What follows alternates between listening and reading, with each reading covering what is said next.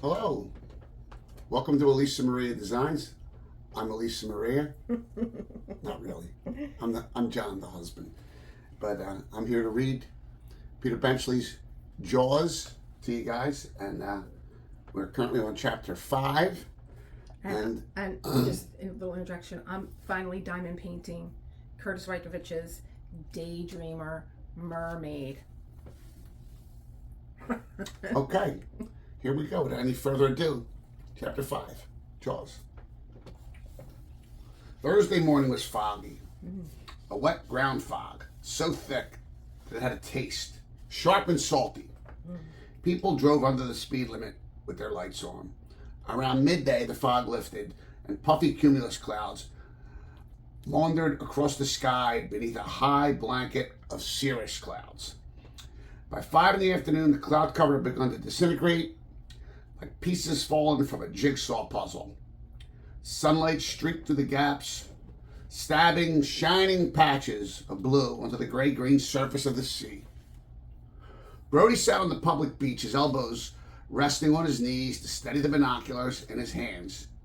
When he lowered the glasses, he could barely see the boat, a white speck that disappeared and reappeared in the ocean's swells.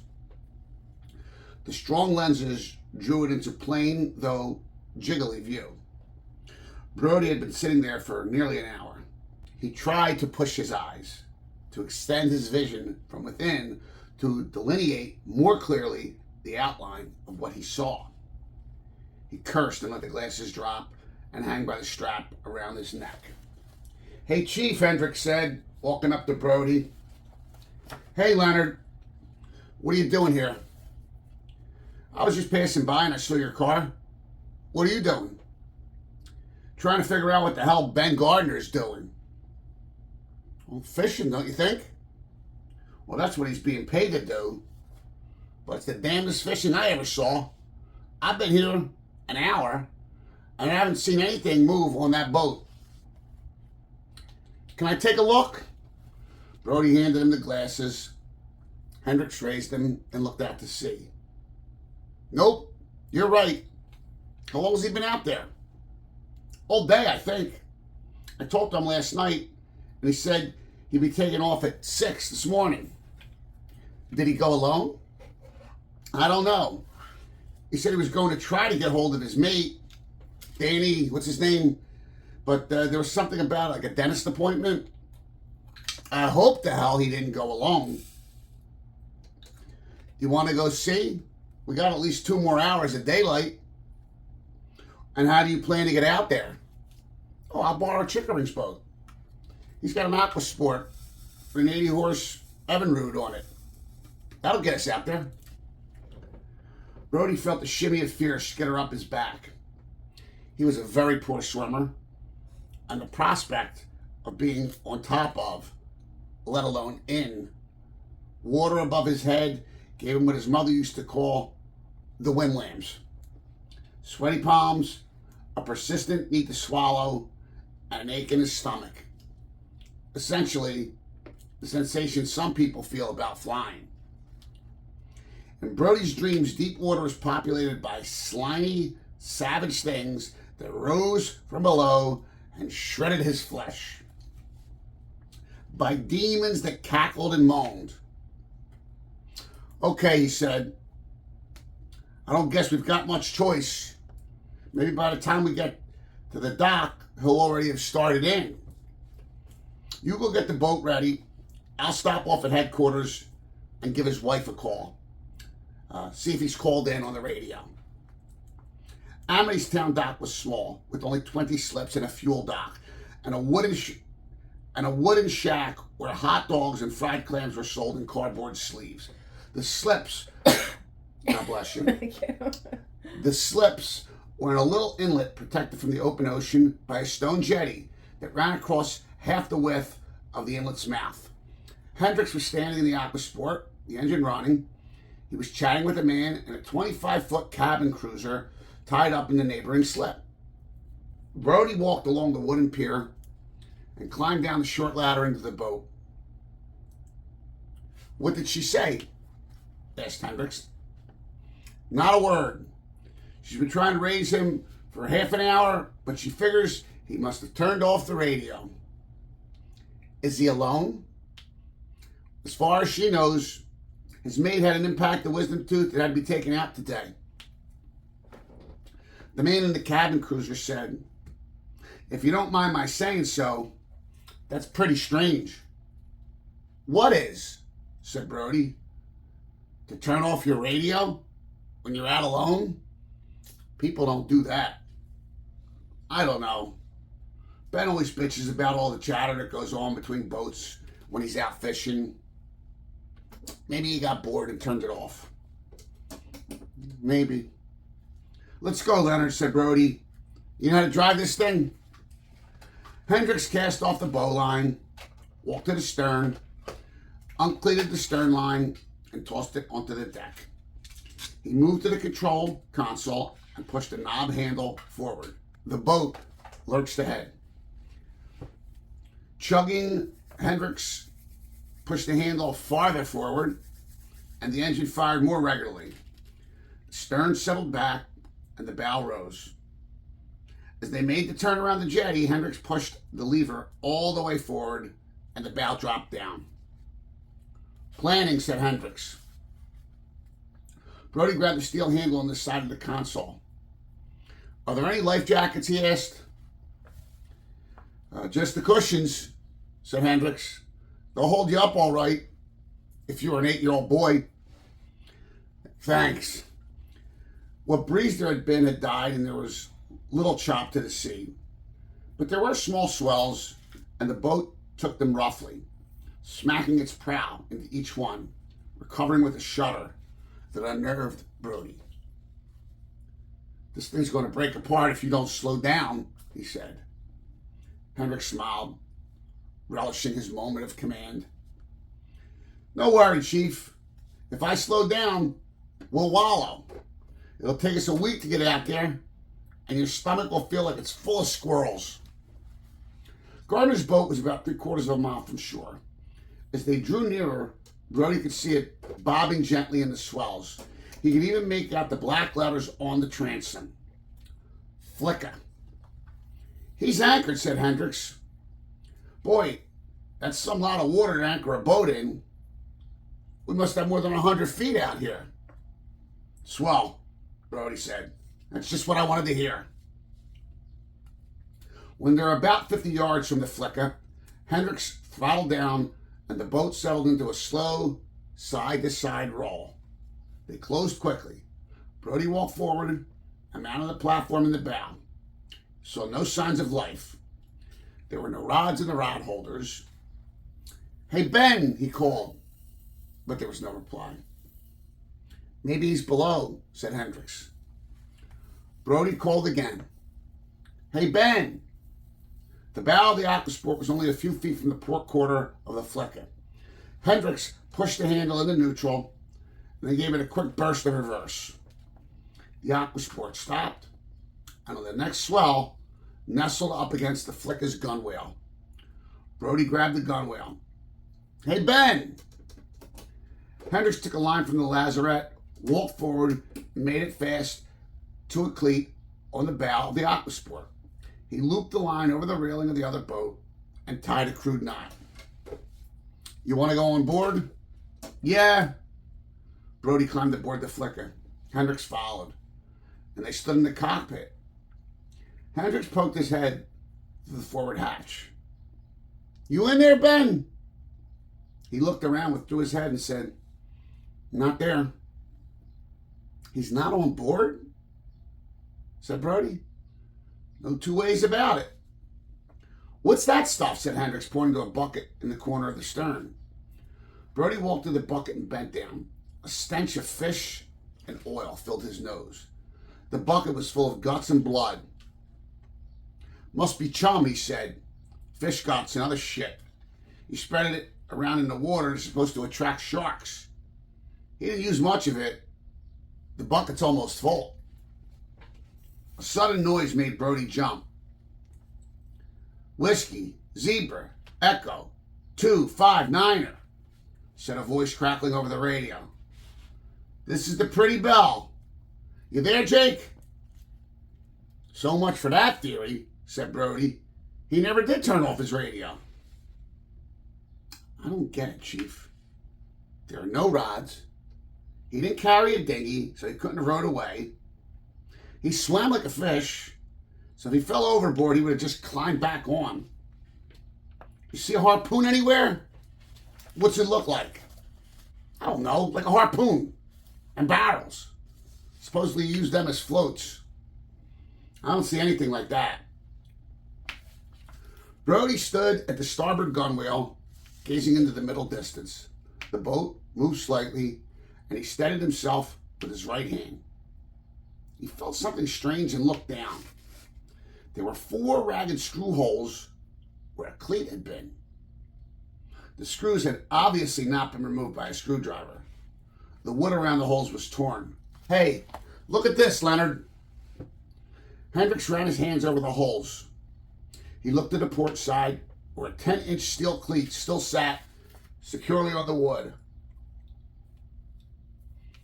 You imagine that what was here was as big as the one over there? He said.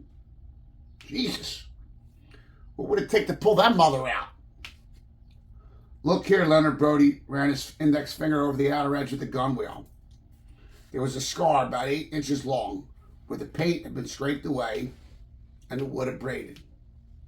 It looks like someone took a file to this wood, or else rubbed the hell out of it with an awful tight piece of heavy rope. Walked over to the port side of the cockpit and aimlessly began to feel his way along the outer edge of the gunwale. Nope, that's the only place, he said. When he reached the stern, he leaned on the gunwale and gazed down into the water. For a moment, he stared dumbly at the transom, unseeing. Then a pattern began to take shape. A pattern of holes, deep gouges in the wooden transom, forming a rough semicircle more than 3 feet across. Next to it was another similar pattern. And at the bottom of the transom, just at the waterline, 3 short smears of blood. Please, God, thought Brody, not another one. Come here, Leonard, he said. Hendricks walked to the stern and looked over. What? If I hold your legs, you think you can lean over and take a look at those holes down there? Try to figure out what made them? Well, what do you think made them? I don't know, but something. I want to find out what. Come on, if you can't dope it out in a minute or two, we'll forget about it and go home, okay? I guess so. Hendricks lay on the top of the transom. Hold me tight, Chief, please. Brody leaned down and grabbed Hendricks' feet. Don't worry, he said. He took one of Hendricks' legs on each arm and lifted. Hendricks rose and bent over the transom. Okay, said Brody. A little more. Not too much. Jesus, you just dipped my head in the water. Sorry. How's that? Okay, that's it. Hendricks began to examine the holes. What if some shark came along right now? He grunted. He could grab me right out of your hands.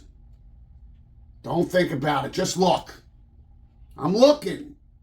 In a few moments, he said, Son of a bitch. Look at that thing. Hey, pull me up. I need my knife. What is it, Brody asked when Hendricks was back on board. Hendricks unfolded the main blade from the body of his pocket knife. I don't know, he replied. Some kind of white chip or something stuck into one of the holes. Knife in hand, he allowed Brody to lower him over the rail again. He worked briefly, his body twisting from the effort. Then he called, Okay, I've got it. Pull.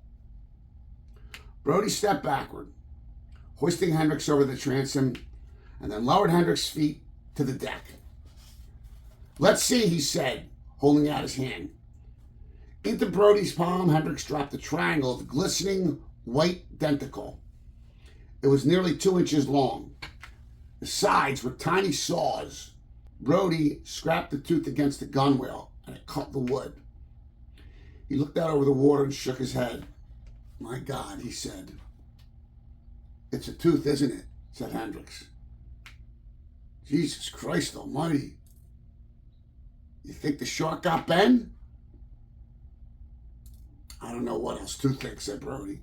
He looked at the tooth again and dropped it into his pocket. We may as well go. There's nothing we can do here. Well, what do you want to do with Ben's boat? We'll leave it here till tomorrow. Then we'll have someone come get it. I'll drive it back if you want. And leave me to drive the other one? Forget it. We could tow one of them in. No, it's getting dark. And I don't want to have to fool around trying to dock two boats in the dark. This boat will be all right overnight. Just go check the anchor up front and make sure it's secure, and then let's go. No one's going to need this boat before tomorrow, especially not Ben Gardner. They arrived at the dock in late twilight. Harry Meadows and another man, unknown to Brody, were waiting for them. You sure have a good antenna, Harry, Brody said as he climbed the ladder onto the dock. Meadows smiled, flattered. That's my trade, Martin, gestured toward the man beside him. This is Matt Hooper, Chief Brody. The two men shook hands. Oh, you're the fellow from Woods Hole, Brody said, trying to get a good look at him in the fading light. He was young, mid-20s, Brody thought, and handsome, tanned, hair bleached by the sun. He was about as tall as Brody, an inch over 6 feet, but leaner. Brody guessed 170 pounds compared to his own 200. A mental reflex scanned Hooper for possible threat. Then, with what Brody recognized as juvenile pride, he determined that if it ever came to a face-off, he could take Hooper. Experience would make the difference. That's right, said Hooper. Harry's been tapping your brain long distance, Brody says. How come you're here? Meadows said, I called him. I thought he might be able to figure out what's going on. Shit, Harry. All you had to do was ask me, said Brody. I could have told you. You see, there's this fish out there, and you know what I mean. Brody sensed his own resentment at the intrusion, the complication that Hooper's expertise was bound to add, the implicit division of authority that Hooper's arrival had created. And he recognized the resentment as stupid. Sure, Harry, he said. No problem. It's just been a long day. Well, what did you find out there? Meadows asked. Brody started to reach in his pocket for the tooth, but he stopped. He didn't want to go through it all, standing on a dock in near darkness. I'm not sure, he said. Come on back to the station, and I'll fill you in. Is Ben going to stay out there all night? It looks that way, Harry. Brody turned to Hendricks, who had finished tying up the boat. You going home, Leonard? Yeah. I want to clean up before I go to work. Brody arrived at police headquarters before Meadows and Hooper. It was almost 8 o'clock. He had 2 phone calls to make. To Ellen, see if the dinner leftovers could be reheated, or if he should pick up something on the way home. And the call he dreaded, to Sally Gardner. He called Ellen first. Pot roast. It could be reheated. It might taste like a sneaker, but it would be warm. He hung up, checked the phone book for the Gardner number, and dialed it. So, do you want to have a little discussion as to how this is starting out? If you want. I found it really interesting that Brody is afraid of the water. Yeah, he's again, I think these are the sorts of things that they're like preternatural. Like some people are just afraid of the water, and that's it. Like Natalie Wood.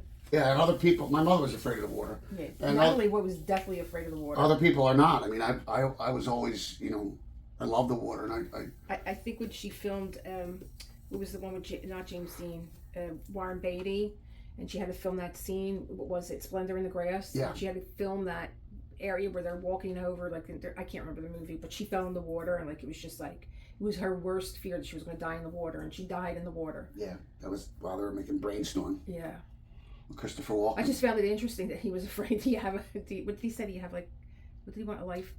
He wanted to see if there had any life preservers, and Hedrick said just the seat cushions, which they're not really very good. The flotation devices. I think the thing he said was, yeah, that'd be fine if you're an 8-year-old boy. It seems to me that I feel like there's like a little bit of a it's just a feeling like we got a lot of men in this. But I mean, I guess it's really basically all men, other than Ellen in the book. You got Mrs. Gardner, you have the mother. Well, I think But- you're going to have Meadows' wife. You're going to have probably maybe the mayor's wife. You got the chief's wife. But the protagonists of the story are mostly men. Also, you have Kittner's mother. So, you know, it seems like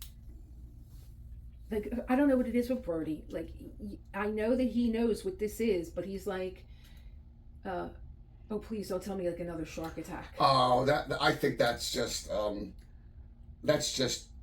the author Peter Benchley giving you a window into the man's psychology and how he thinks. You know, I think that's more. It's a narrative device to let the reader understand. You know, again, most people do and say things like, "Oh, don't let it be." You know, and it's just an instinctual. Yeah, when I think fighting back against what you hope is true. Oh God, I hope it's not true. You know. Yeah, when I think of this town, I told you I think of Mayberry. You know, like it's just a sleepy little beach town. Really doesn't have any excitement until, you know, the summer people come in, and then they're annoyed with them. They can't wait for them to go home. You know, but like there's never really been any.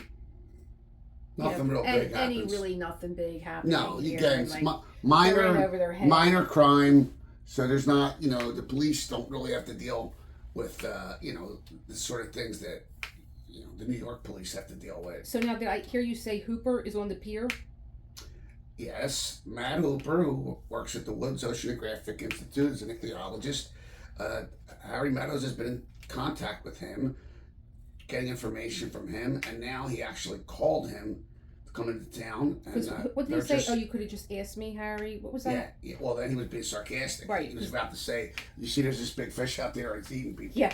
So I'm starting to think that there's going to be like a little bit of like a sword fight going on. Well, again, I think Benchley did a good job of saying, again, illustrating the psychology of Chief Brody, which is he instinctually knew when this Hooper guy comes in, he's an expert on fish. Yeah. And so it's going to be a challenge to his authority because he looks at himself as the what ultimate authority. I'm the police chief. Right. I'm responsible for public safety. And I want to close the beaches, et cetera, et cetera, et cetera. And he resents having, you know, another man around that can challenge his authority. Right.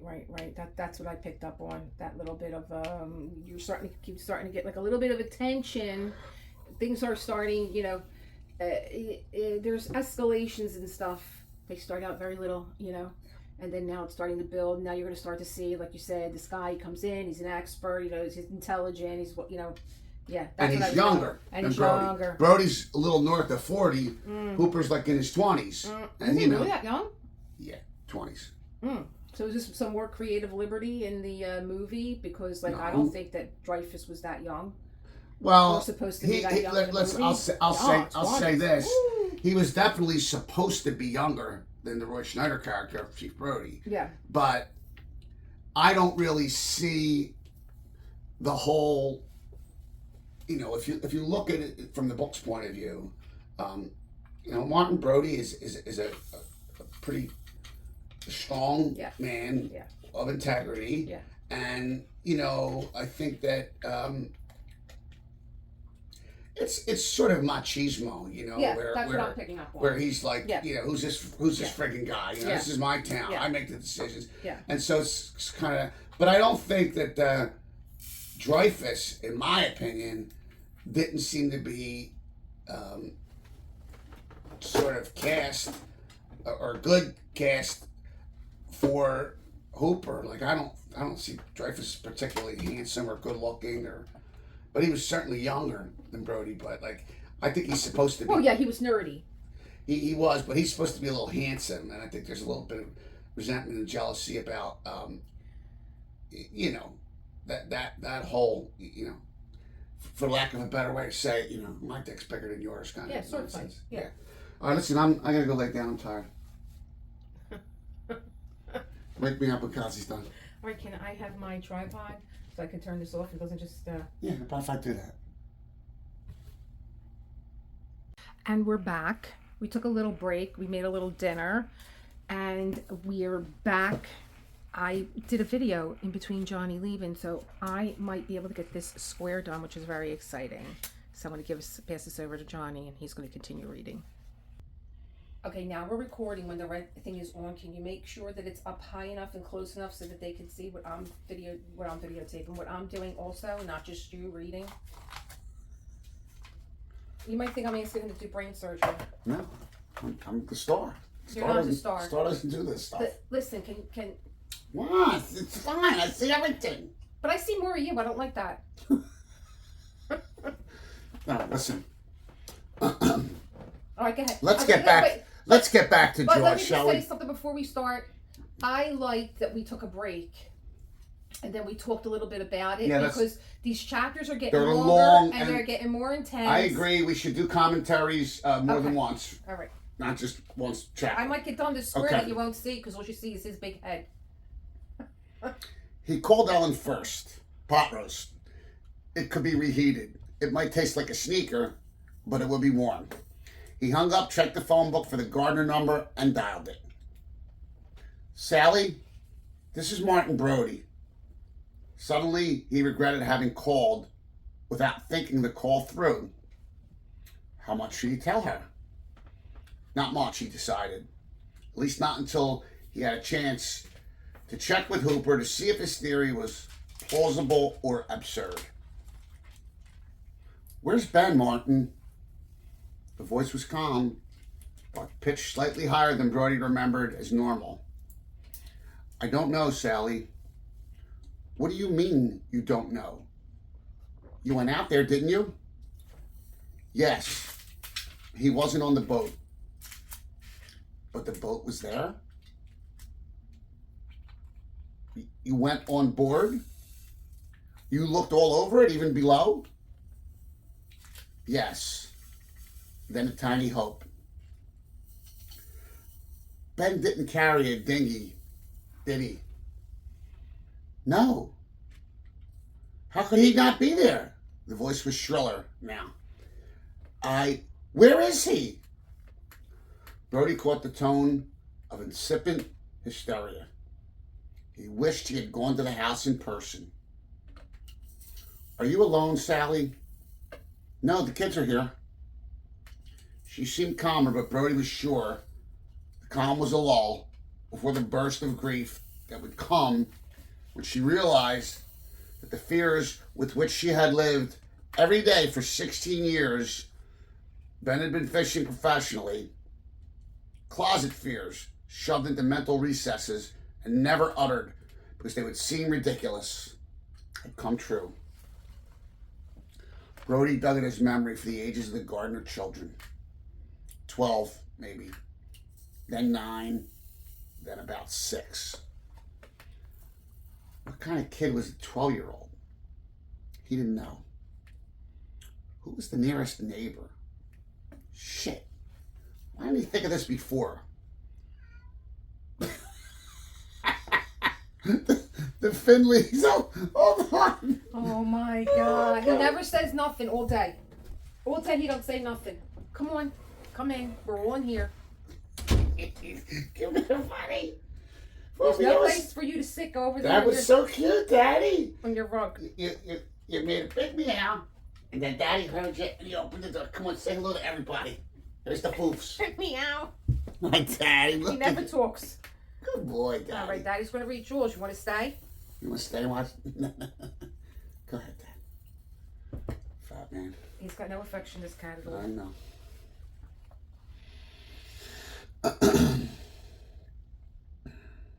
The neighbor. The Finleys. Just a second, Sally.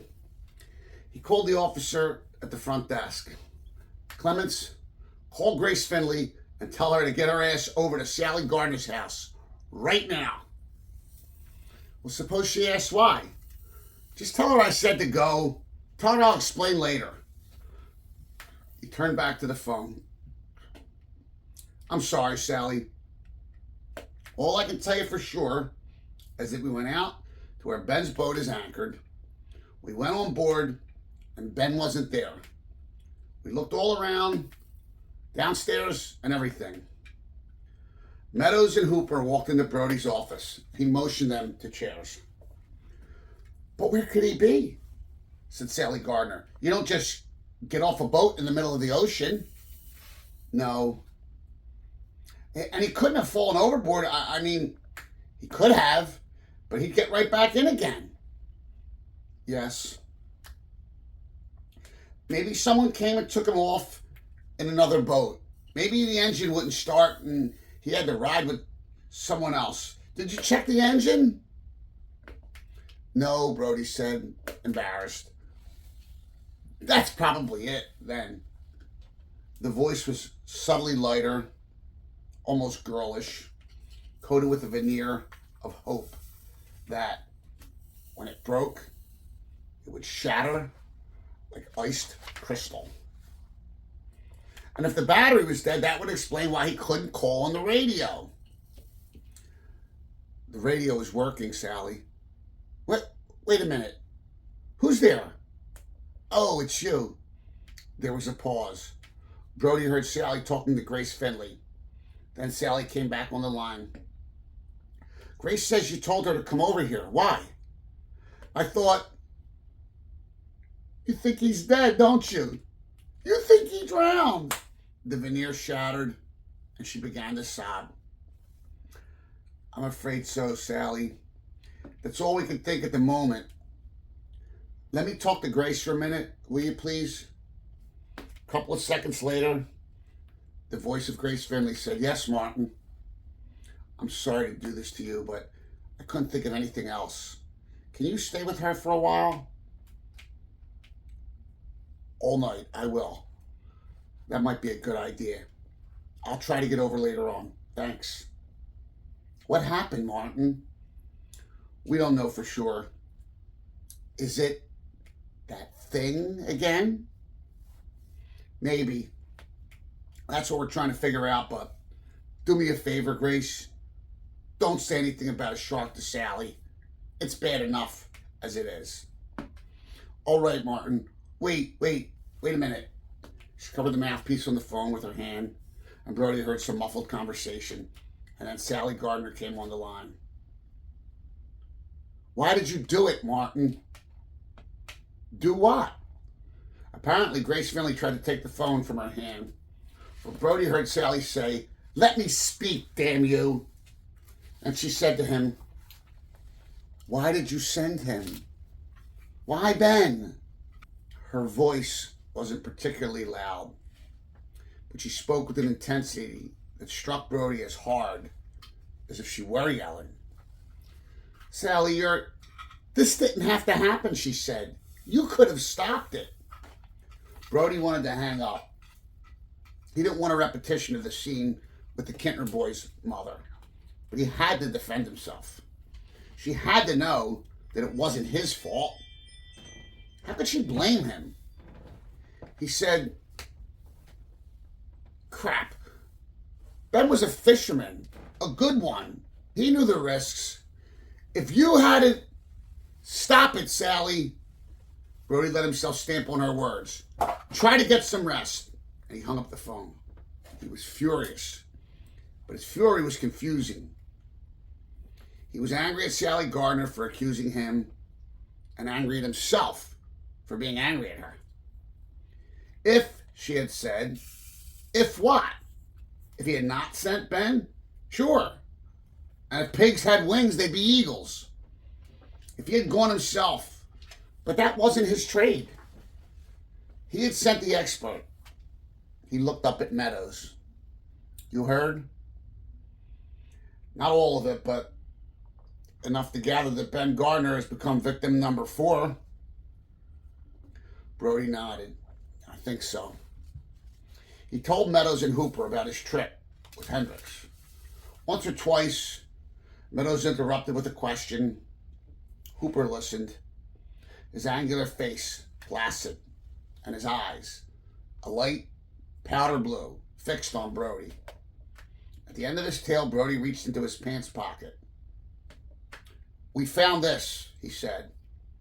Leonard dug it out of the wood. He flipped the tooth to Hooper, who turned it over in his hand. "What do you think, Matt?" said Meadows. Oh, it's a white. How big? I can't be sure, but big. 15, 20 feet. That's some fantastic fish. He looked at Meadows. Thanks for calling me.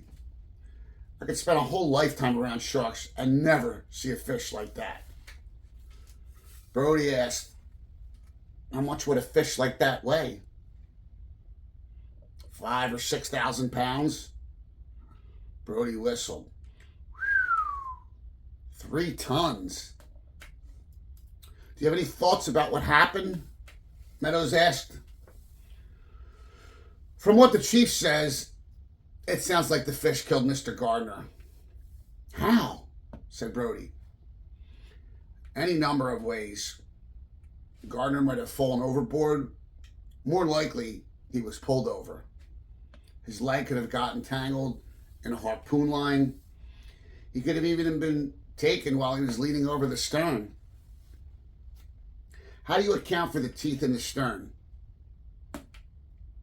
Well, the fish attacked the boat. What the hell for? Sharks aren't very bright, Chief. They exist on instinct and impulse. The impulse to feed is very powerful. But a 30-foot boat. A shark doesn't think. To him, it wasn't a boat. It was just something large. And inedible.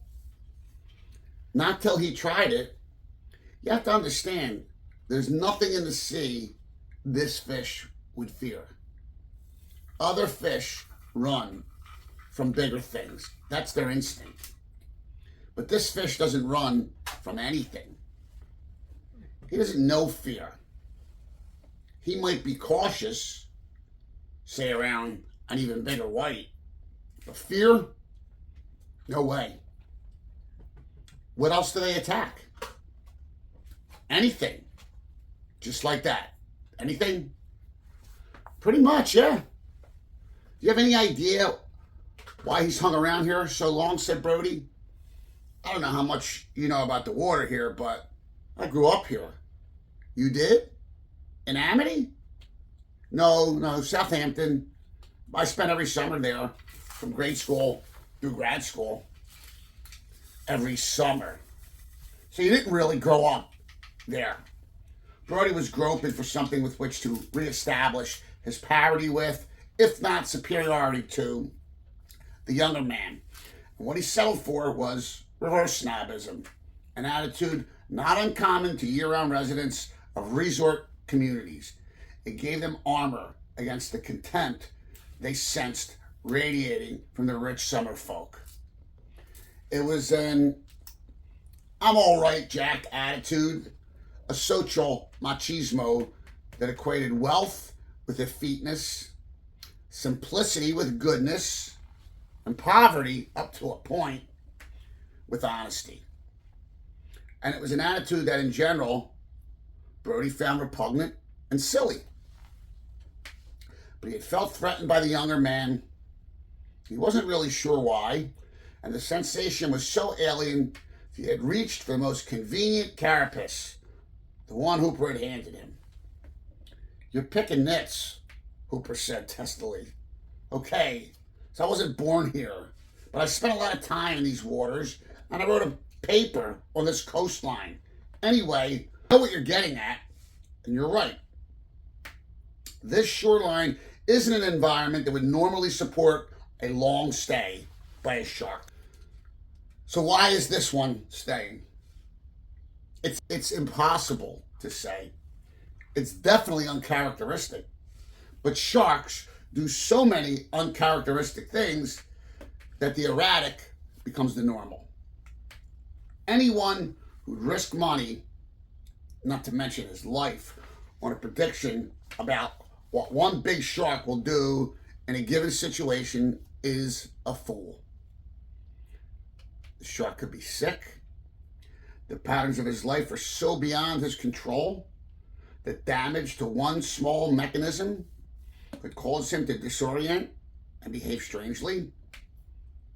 If this is how he acts when he's sick, said Brody, I'd hate to see what he does when he's feeling fine. No, personally, I don't think he's sick. There are other things that could cause him to stay here. Many of them things we'll never understand.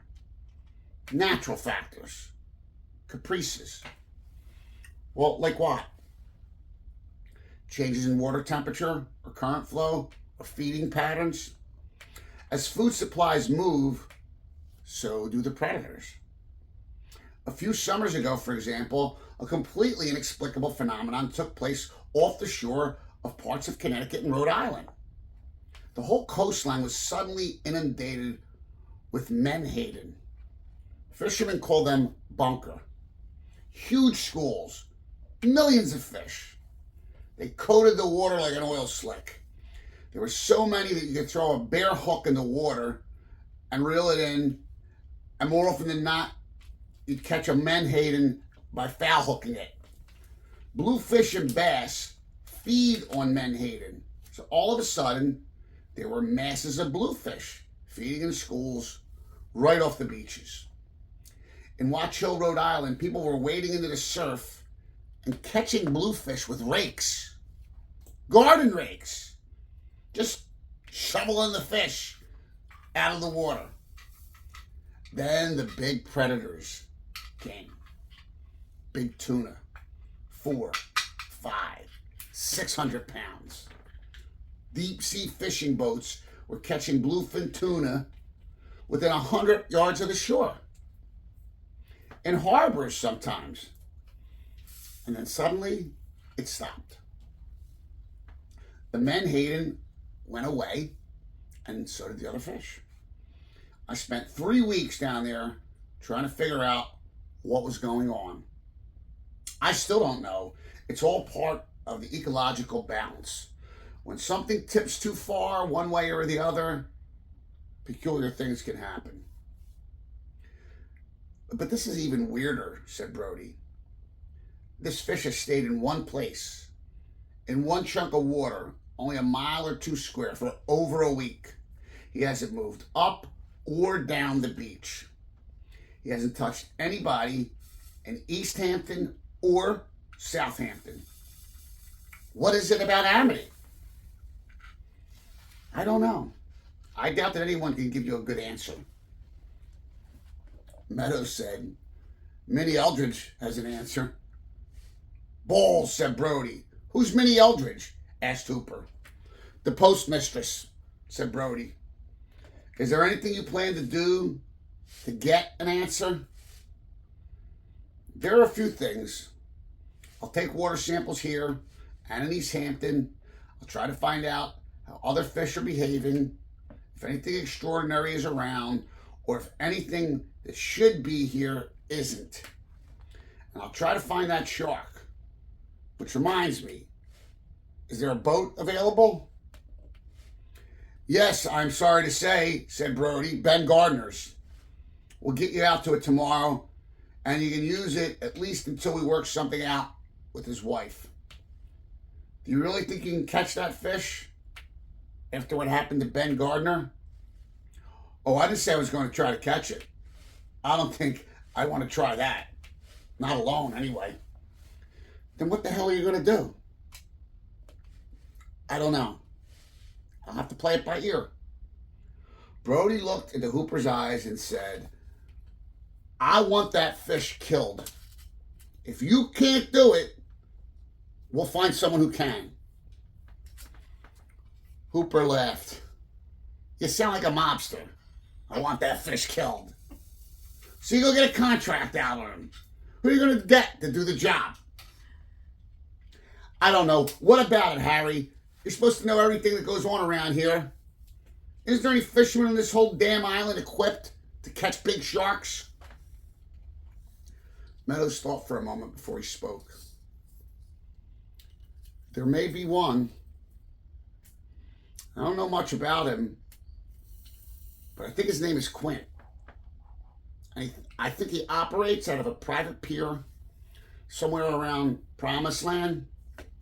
I can find out a little more about him if you like. Why not, said Brody. He sounds like a possible. Hooper said, look, Chief, You can't go off half-cocked looking for vengeance against a fish. That shark isn't evil. It's not a murderer. It's just obeying its own instincts. Trying to get retribution against a fish, it's crazy. Listen, you. Brody was growing angry. An anger born of frustration and humiliation. He knew Hooper was right, but he felt that right and wrong were irrelevant to the situation. The fish was an enemy. It had come upon the community and killed 2 men, a woman, and a child. The people of Amity would demand the death of the fish. They would need to see it dead before they could feel secure enough to resume their normal lives. Most of all, Brody needed it dead. But the death of the fish would be a catharsis for him.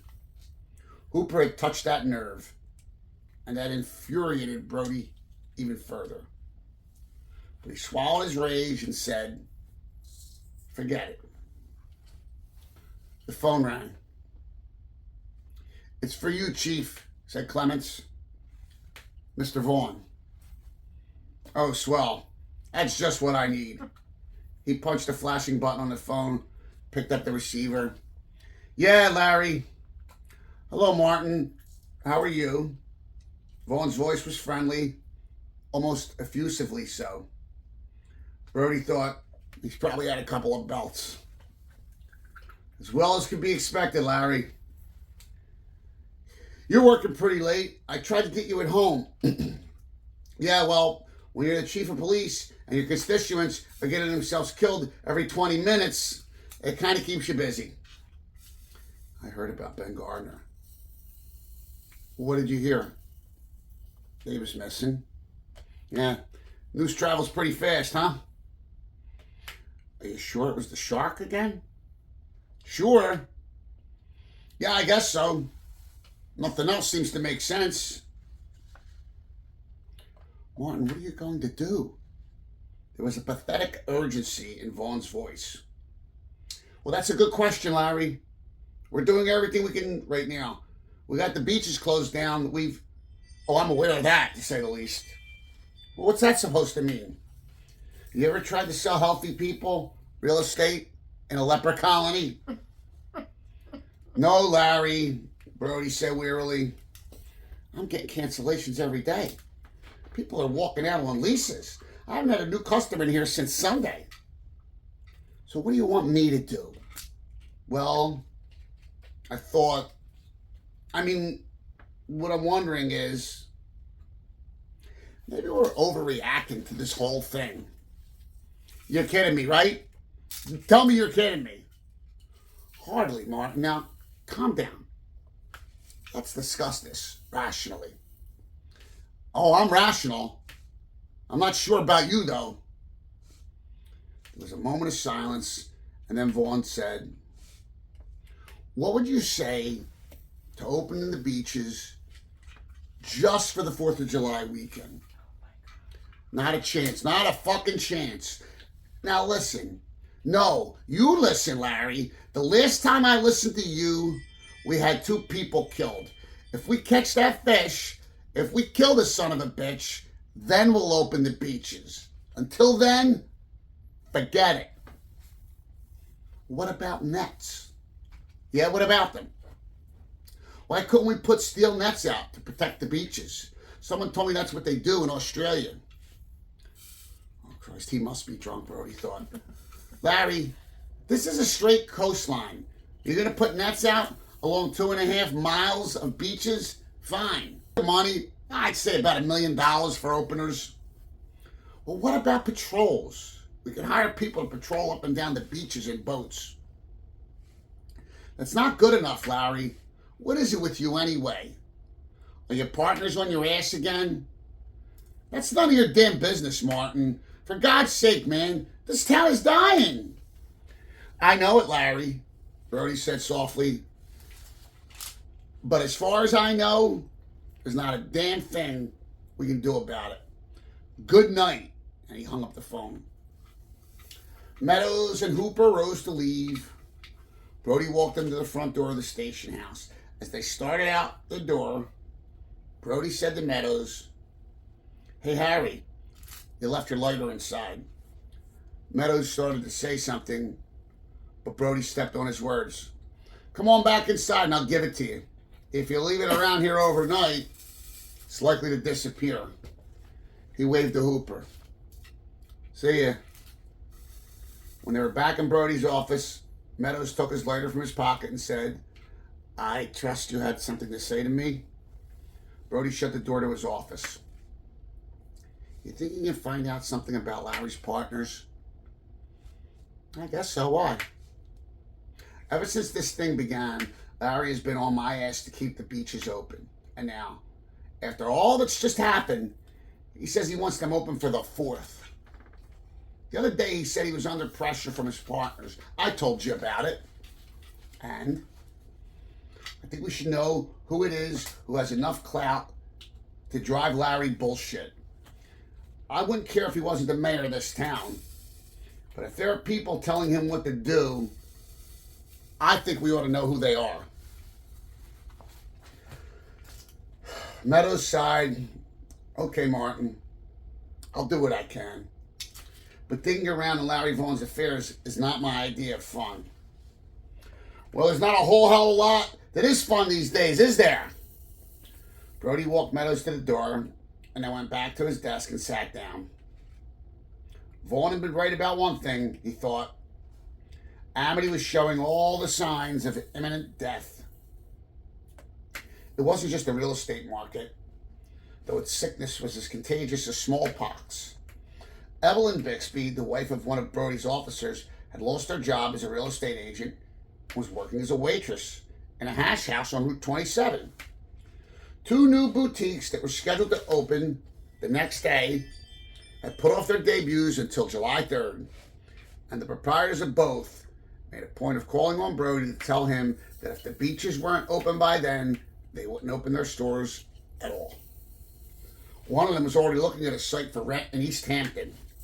The sporting goods store had posted signs announcing a clearance sale, a sale that normally took place over the Labor Day weekend. The only good thing about the Amity economy, as far as Brody was concerned, was that Saxon's was doing so badly that it laid off Henry Kimball.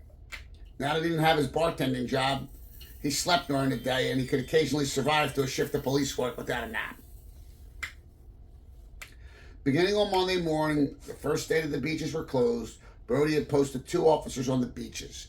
Together, they had 17 confrontations with people who insisted on swimming. One was with a man named Robert Dexter, who claimed a constitutional right to swim off his own beach and who allowed his dog to terrorize the officer on duty until the cop pulled his pistol and threatened to shoot the dog. Another dust-up took place on the public beach when a New York lawyer started reading the United States Constitution to a policeman and a multitude of cheering youths. Still, Brody was convinced that, so far at least, no one had gone swimming. On Wednesday, 2 kids had rented a skiff and rowed about 300 yards offshore, where they spent an hour ladling blood, chicken guts, and duck heads overboard. A passing fish boat spotted them and called Brody via the marine operator. Brody called Hooper, and together they went in Flicka and towed the boys to shore. In the skiff, the boys had a flying gaff attached to 200 yards of clothesline, secured to the prow by a square knot. They said they planned to hook the shark with the gaff and go for a Nantucket sleigh ride. Brody told them that if they ever tried the stunt again, he would arrest them for attempted suicide. There had been 4 reports of shark sightings. One had turned out to be a floating log. 2, according to the fishermen who followed up the reports, were schools of jumping bait fish. And 1, as far as anyone could tell, was a flat nothing. On Tuesday evening, just at dusk, Brody had received an anonymous phone call telling him that a man was dumping shark bait into the water off the public beach. It turned out to be not a man, but a woman dressed in a man's raincoat. Jessie Parker, one of the clerks at Walden's stationery store. At first, She denied throwing anything into the water, but then she admitted that she had tossed a paper bag into the surf. It contained 3 empty vermouth bottles. Throw them in the garbage, Brody had asked. I don't want the garbage man to think I'm a heavy drinker. Then why don't you throw them in someone else's garbage? That wouldn't be nice, she said. Garbage is sort of private, don't you think? Brody told her that from now on, she should take her empty bottles, put them in a plastic bag, put that bag in a brown paper bag, and then smash the bottles with a hammer until they were ground up. Nobody would ever know that they had even been bottles. Brody looked at his watch. It was after 9. Too late to pay a visit to Sally Gardner. He hoped she was asleep. Maybe Grace Finley had given her a pill or a glass of whiskey to help her rest. Before he left the office, he called the Coast Guard station at Montauk, told the duty officer about Ben Gardner. The officer said he would dispatch a patrol boat at first light to search for the body. Thanks, said Brody. I hope you find it before it washes up. Brody was suddenly appalled at himself. It was Ben Gardner, a friend. What would Sally say if she heard Brody refer to her husband as it? 15 years of friendship wiped out, forgotten. There was no more Ben Gardner. There was only an it that should be found before it became a gory nuisance. We'll try, said the officer. Boy, I feel for you guys. You must be having a hell of a summer. I only hope that it isn't our last, said Brody. He hung up, turned out the light in his office, and walked out to his car. As he turned into his driveway, Brody saw the familiar blue-gray light shining from the living room windows. The boys were watching television. He walked through the front door, flipped off the outside light, and poked his head into the dark living room.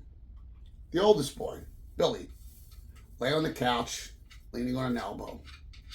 Martin, the middle son, age 12, lounged in an easy chair, his shoeless feet propped up on the coffee table. 8-year-old Sean sat on the floor, his back against the couch, stroking a cat in his lap. How goes it? Said Brody. Good, Dad, said Bill, without shifting his gaze from the television. Where's your mom? Upstairs. She said to tell you your dinner's in the kitchen. Okay, not too late, Sean, huh? It's almost 9:30. Okay, Dad, said Sean. Brody went into the kitchen, opened the refrigerator, took out a beer. The remains of the pot roast sat on the kitchen table in a roasting pan, surrounded by a scum of congealed gravy. The meat was brownish gray and stringy. Dinner? Said Brody to himself. He checked the icebox for sandwich makings. There was some hamburger, a package of chicken legs, a dozen eggs, a jar of pickles, and 12 cans of soda pop. He found a piece of American cheese, dried and curled with age, and folded it and popped it into his mouth. He debated heating up the pot roast, then said aloud, oh, the hell with it. He found 2 pieces of bread, spread mustard on them, took a carving knife from a magnetic board on the wall, and sliced a thick slab of roast. He dropped the meat on one of the pieces of bread, scattered a few pickles on top of it, covered it with the other side of the bread, and mashed the sandwich down with the heel of his hand. Plate, picked up his beer, climbed the stairs to his bedroom. Ellen was sitting up in bed, reading Cosmopolitan. Hello, she said. Tough day, you didn't say anything on the phone. A tough day. That's about all we're having these days. You heard about Ben Gardner? I wasn't really positive when I talked to you. He put the plate and the beer on the dresser and sat on the edge of the bed to remove his shoes. Yeah, I got a call from Grace Finley asking if I knew where Dr. Craig was. His service wouldn't say, and Grace wanted to give Sally a sedative. Did you find him? No, but I had one of the boys take some Seconal over to her. What's Seconal? Sleeping pills? I didn't know you were taking sleeping pills. I don't often, just, every now and then. Where did you get them? From Dr. Craig. When I went to him last time about my nerves, I told you. Oh. Brody tossed his shoes into the corner, stood up, took off his trousers, which he folded neatly over the back of a chair, took off his shirt, put it on a hanger, hung it in the closet. In t-shirt and undershorts, he sat down in the bed and began to eat his sandwich. The meat was dry and flaky. All he could taste was mustard. Did you find the roast? Said Ellen. Brody's mouth was full, so he just nodded. What's that you're eating then? He swallowed. The roast. Did you heat it up? No, I don't mind it like this. Ellen made a face and said, yeah. Brody ate in silence as Ellen aimlessly turned the pages of her magazine. After a few moments, she closed the magazine, put it in her lap, and said, oh dear, what's the matter? I was just thinking about Ben Gardner. It's so horrible. What do you think Sally will do? I don't know, said Brody. I worry about her. Have you ever talked money with her? Never, but there can't be much. I don't think her children have had new clothes in a year. And she's always saying that she'd give anything to be able to afford meat more than once a week instead of having to eat the fish that Ben catches. Will she get Social Security? I think so, but it won't amount to much. There's welfare. Oh, she couldn't, said Ellen. Yeah, you wait. Probably something she won't be able to afford. Now there won't even be fish anymore. Is there anything we can do? Personally? I don't see how. We're not exactly in Fat City ourselves. But there may be something the town can do. I'll talk to Vaughn about it. Well, have you made any progress? What, you mean about catching that damn thing? No. Meadows called the oceanographer friend of his down from Woods Hole, so he's here. Not that I see what good he's going to do. But what's he like? He's all right, I guess. Young, decent-looking guy. He's a bit of a know-it-all, but that's not surprising. Seems to know the area pretty well. Oh, how so? He said he was a summer kid in Southampton. Spent all his summers there. Working? I don't know. Living with the parents, probably. He looks to be the type. Well, what type? Rich, good family, Southampton summer type. You ought to know it, for God's sake. Don't get angry. I was just asking. I'm not angry. I just said you ought to know the type, that's all. I mean, you're the type yourself. Ellen smiled. I used to be. But now, I'm just an old lady. That's a crock, Brody said. 9 out of 10 of the summer broads in this town can't do what you can for a bathing suit. He was happy to see her fishing for compliments and happy to give them to her. This is one of the ritual preludes to sex, and the sight of Ellen in bed made Brody yearn for sex. Her hair hung down to her shoulders on both sides of her head, then tucked inward in a curl. Her nightgown was cut so deeply in front that both her breasts were visible, all but the nipples, and was so diaphanous that Brody was sure he could actually see the dark flesh of the nipples. I'm going to go brush my teeth, he said. I'll be right back. When he returned from the bathroom, he was tumescent. He walked to the dresser to turn out the light. You know, Ellen said, I think we should give the boys tennis lessons. What for? Have they said they want to play tennis? No, not in so many words. But it's a good sport for them to know. It will help them when they're grown up. It's an entree. To what? To the people they should know. If you play tennis well, you can walk into any club anywhere and get to know people. Now's the time they should be learning. Where are they going to get lessons? I was thinking of the field club. As far as I know, we're not members of the field club. I think we could get in. I still know a few people who are members. If I ask them, I bet they'd propose us. Forget it. Why? Number one, we can't afford it. I bet it costs $1,000 to join. And that's at least a few hundred a year. We haven't got that kind of money. We have savings. Not for tennis lessons, for Christ's sake. Come on, let's drop it. He reached for the light. It will be good for the boys. Brody let his hand fall to the top of the dresser. Look, we're not tennis people. We wouldn't feel right there. I wouldn't feel right there. They don't want us there. How do you know? We never tried. Just forget it. He switched off the light, walked over to the bed, pulled back the covers, and slid in beside Ellen.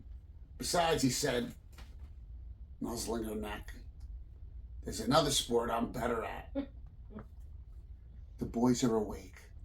They're watching television. They wouldn't know it if a bomb went off up here. He kissed her neck and began to rub his hands in circles on her stomach, moving higher with each rotation. Ellen yawned. Oh, I'm so sleepy. I took a pill before you came home. Brody stopped rubbing. What the hell for? I didn't sleep well last night, and I didn't want to wake up if you came home late, so I took a pill. I'm going to throw those goddamn pills away. He kissed her cheek, then tried to kiss her mouth, but caught her in mid-yawn. I'm sorry, she said. I'm afraid it won't work. It'll work. All you have to do is help a little. I'm so tired. But you go ahead if you want. I'll try to stay awake. Shit, said Brody. He rolled back to his side of the bed. I'm not very big on screwing corpses. That was uncalled for. Brody didn't reply. He lay on his back, staring at the ceiling, feeling his erection dwindle. But the pressure inside him was still there, a dull ache in his groin. A moment later, Ellen said, what's Harry Meadows' friend's name?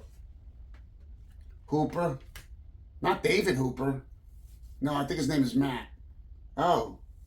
I went out with a David Hooper a long, long time ago. I remember, before she could finish the sentence, her eyes shut, and soon she slipped into the deep breathing of sleep. A few blocks away, at a small clapboard house, a black man sat at the foot of his own son's bed. What story do you want to read? He said. I don't want to read a story, said the boy who was 7. I want to tell a story. Okay. What do we tell one about? Shark. Let's tell one about a shark. Wentz. No. Let's tell one about a bear. No, a shark. I want to know about sharks.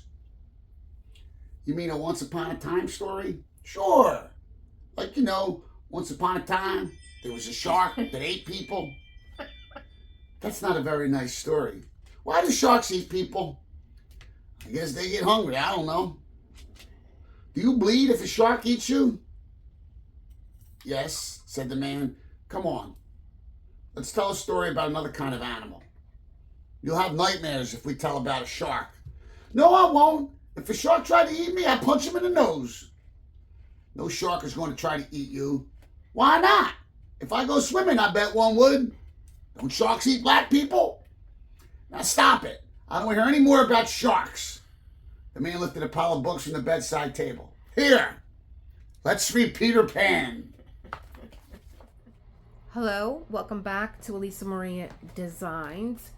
We, John and I, are going to do the commentary on Chapter 5 of Jaws. Our second commentary in Chapter 5. We did one earlier. So we did it was a long chapter. So we did a read. We took a break. We talked a little bit about it. Then while he went on break, I did a video as a catch-up because I didn't do my Friday night live. Then you came back and finished the chapter. The good then news, we did Self-Care Sunday. The good news, and people. Now we're back to do the commentary. The good news is, Hold people. On. Oh my gosh. The good news is, people, I've looked ahead. After Chapter 5, it goes to Book 2. And that starts Chapter 6. And as I was saying, the good news is Chapter 6 is going to be a nice short chapter. Did you see the little bookmark I got you? Yeah. Like the it's a cover minder. Like the first chapter, which was quite short, and we had the first chapter of this book was incredible, and it was probably maybe 10 pages long, but it was so action-packed and terrifying and thrilling that we had a very nice long discussion over a 10-page chapter. And since then, it's been much longer chapters, and in my opinion, not even as great as commentary and discussions afterwards. But obviously, each of the chapters really does serve the larger purpose of the themes of the book, etc. So I have my notebook, but I didn't get a chance to write my notes down because we've been moving at the speed of light. We're just back from Father's Day dinner and the cemetery too. So I didn't have time to write everything down. So I'm going to ask you some of the questions that I wrote down while you were reading. Oh, let me have the book while you're doing that, please. Okay, dokie. I just want to look for something. Can I ask you a question while Yeah, you're looking? please do. Yeah. Okay, so while we were out to dinner, I said to him, I have a couple of questions. Do you want to know what the couple of talking points are that I have for you, since, it'd be like, it's like everything is like so fragmented this this video. So we talked about, or I talked about, that this chapter, because these are like, there's like a few questions that I asked Johnny through every chapter, and this chapter was the pacing, where it seemed like the pacing has been like very like it's building up, you feel like that anxiousness, it's a little frenetic at times. But this chapter, even though we have a fourth shark attack, a fourth victim, Ben Gardner, the we have professional fisherman, a widowed wife, because Yes. I really thought he was going to start screaming again. I was like, oh my God, please. Well, I But this pacing, let me just get this out, that I said felt like you were able to catch your breath with this one. It felt like, it felt like the pacing was a little bit I would like to add that not crazy from a I shark would like to attack. add that in Felt like a deep breath. stark contrast to the Christina Watkins first victim in chapter 1, Ben Gardner's, referring to Elisa's use of the word pacing, Ben Gardner's presumed death by the fish or the shark, it's not described in any way. There's no graphic detail of the shark attacking or killing Ben Gardner.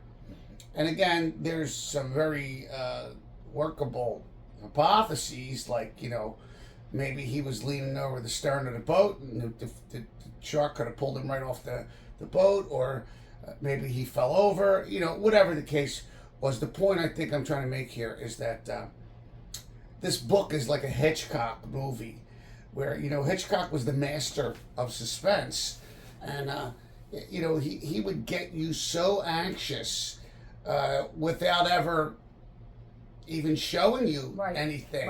Right. Your imagination. Hitchcock always said, you put a bomb in a briefcase under the table and don't let the characters in the film know it's there, and that will affect the viewer 1,000 times more than, a bomb. Because we do know what's going on. A bomb that is there, perceptual. Everybody knows and sees it. Characters in the film.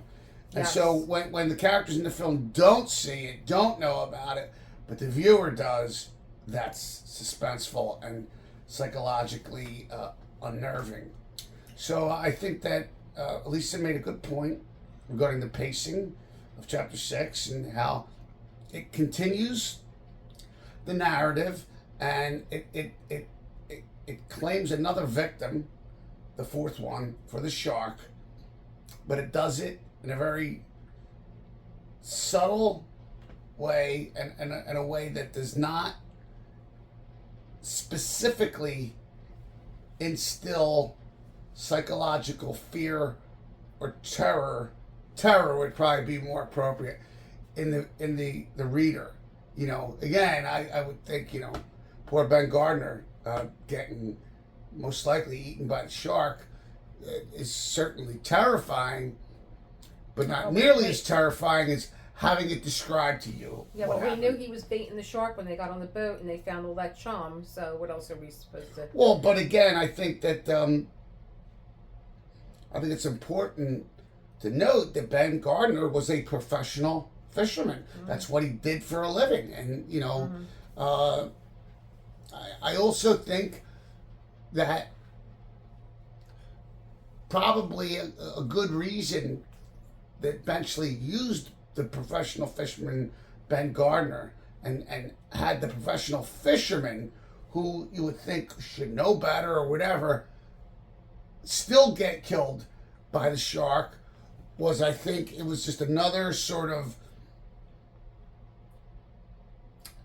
again, I'm struggling for the words, but I want to say something like psychological portrait of the shark. Well, You yeah, know, yeah. We talked about this at dinner, and I was like, the fact that the shark was the shark just killed another person, and it was almost felt like. I was thankful for graphic detail and descriptive writing, but it almost, even when they're talking, the men are talking about, well, how big is the shark and blah, blah, blah.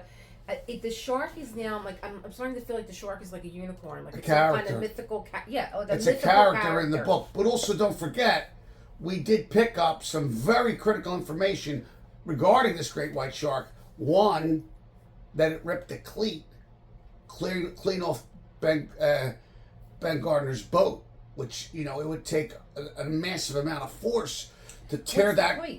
The cleat is something that's attached to the side of the boat that they tie rope and stuff to it, but they're attached to the boat, and it would take no human being could pull on a rope attached to the cleat and rip it off the boat, because the screws that are put in like that, and so it ripped the cleat off the boat, and it also tried to eat the boat, and he sends Hendricks over the side of the boat to see what's going on by the I guess it was the stern of the boat, or it could have been the bow. I'm not sure. Hold my feet. And he pulls out this giant shark tooth that was left in the boat because the shark attacked the boat. Oh, that's right, the shark tooth. He pulled that out. See, I didn't have my notes. Everything's been so frantic. So, but so again, it was like taking a deep breath. This chapter, it was like the shark is taking on this mythical kind of because you got your imagination. I'm trying not to refer back to the movie. But then I got really happy when I heard the name Quint, because I am so eager to find out how Benchley wrote the character as opposed to how Spielberg presented him on the film. Very different. Not necessarily. Don't give nothing away, Jules. I am not necessarily different, but I will say that the character of Quint is sort of I would say given a certain sort of certain sort of quality and demeanor in the book, and I'm not saying that the film portrayed him differently, because I don't think that it did. It's just that the film decided to go another way, and the filmmaker decided to use the character of Quint as a vehicle for describing just how terrifying sharks can be. Yeah, and Quint, you get, I don't know anything about him through this book yet, but I still get the same first impression that this guy's like a legend. It's not only that, it's that here's a man who you just get the sense that this is a man who has dealt with this sort of thing. Whereas, even as Ben Gardner is a professional fisherman, he's never dealt with sharks. Well, I'm sure he's dealt with sharks, but not in the way Quint has dealt with sharks, because Quint, you clearly get the impression that Quint has a sort of adversarial relationship with the shark, and he basically has this, I would say, an antipathy towards the shark, but he also has this very gruff, no nonsense manner, and he's also, Quint is very, very sort of world weary. You know, he's seen everything, and so whereas Brody is petrified of the shark, of even being in the water. You know, Quint's the guy who's been probably out in the water his whole life. And you got a lot of macho men in this chapter too. Absolutely. Quint, even though he's like not even you already conjure up this guy in your head, and I think that he was cast very well in the movie. Well, Robert Shaw's a tremendous. He was a stage actor in London, England, whatever. Yeah. And yes, between Chief Brody, Matt Hooper, and Quint, right, the machismo and the sword, fighting and the whole, have we named this shark yet? I know we know, like, has anyone named him? He doesn't get, he never gets a name. No one names him. Great White or... No, they either refer to it as the fish. That is so bizarre to me, because because you're thinking of a whale. I'm thinking of just fish. No, a whale is a mammal. I'm not thinking about a mammal. I'm saying a whale is a mammal. No. A shark is a fish. Yeah, but I don't know. He should have another name. He's in a whole category of himself. Well, so they either refer to him as the fish or the shark. They also do refer to him on several occasions, like with that thing, or was it that thing? It's almost like they're talking about the Loch Ness Monster, in a way. And then don't forget, we have another macho man coming in. We got the mayor, who is still trying to find a way to... I disagree. Larry Vaughn is not, by any stretch, a macho man. We got a lot of testosterone. He's politically connected and savvy, and he's trying to force his will on Chief Brody. Yeah. But he's not a macho man. He's not no machismo. He can only use his political skills and his politics to try and get his way. Right. It's nothing about, like, the whole my Johnson is bigger than yours stuff that goes on. So, but we do have him. He is trying to still wrangle Brody, who I don't like. Brody in this chapter, for me, I was taken back a few times with what I saw on film, because you can't help but refer back to film. I never read the book. He's reading it. But Brody, a few times, I don't know if it's that I feel like he's detached, or maybe he's losing his grip on these people. Like, these are the people that you grew up with. This is your town. You know them. You know the way how they move, how they think. And I just don't know why he is... I'm starting to feel like he's losing control of the people. He's losing control of himself, because he wants to kill this fish, and he wants this fish dead. And again, that's a whim and a desire, and it's not going to kill a 6,000 pound great white shark. His grasp on the situation is starting to. But I think the character of starting to slip. I think the character of Chief Brody represents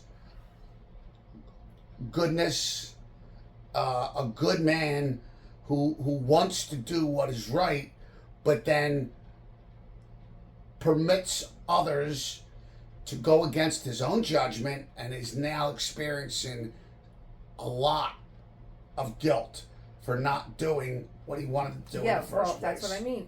And Mrs. Gardner says to him, "Why did you send him out there?" Yeah. he knew. Again, we're in a situation with Brody where he knows better, but he's not doing better.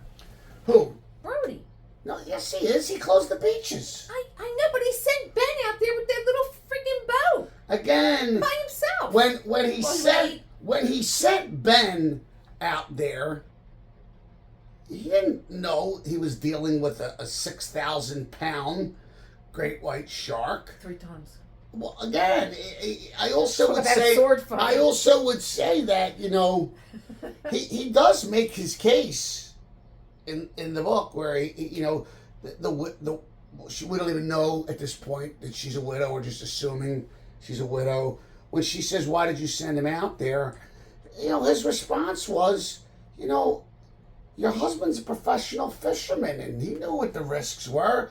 And you know, she basically said, "Well, why didn't you go out and for this shark?" And his response to that was, "That's not my wheelhouse. I'm not good. I can't go out there in the boat in the water in the ocean. That's I'm outside of my own element. Your husband was in his own element." And I think that's another reason for the character of Ben Gardner is that here was a seasoned professional person who lived a great part of his life on the ocean in a boat, and somehow or other this fish got him too. So, well, I don't know if any. I mean, there were the conversation with the men when he was saying like, I don't want to show you what I found. Like, let's not do this here. Oh, because wait, that was Because no, it wasn't because Hooper. That was because he wanted to get, I believe it was Hooper and Meadows, and I think he wanted them in his office in brighter light conditions because he didn't want to hand over this shark's tooth in the dark. He wanted it that dark. And at that point, looking at that shark's tooth and how big it was, the fish is still not named. It's still not like. Well, again, I listen. So hold on. Wait a minute. You just gave me a very important distinction I need to make. Up until this point, Brody not being an expert and all his officers not being experts, and the newsman, not an expert. The newsman Meadows called in Hooper from Woods, oceanography, whatever. And when he asked the question, what could possibly be responsible for Christine Watkins, Alex Kintner? Right. This is even before Ben Gardner and the old man. Hooper said, most likely, it's probably a great white. That's right. But he didn't know for sure. Okay. He wasn't certain it was a great white. He suspected it was a great white. But the minute he saw the tooth, he then confirmed this is a great white shark. And he also was able to ballpark big. How big? I don't know, 15, 20 feet long. And then how much would something like that weigh? 6,000 pounds. Ooh. Ay. Okay. So the other thing that stood out to me was we get a little bit more involved in the Brody household and Ellen and their marriage. Get a little bit more an intimate look at them too. And the light bulb goes off in her head about, was it Dave Hooper? Yeah. Or Matt Hooper? You know, like, what sounds ringing a bell. Well, again, there is a story arc regarding how Ellen Brody was a summer person. Oh. And again, we talk about full-time residents versus the people who summer there.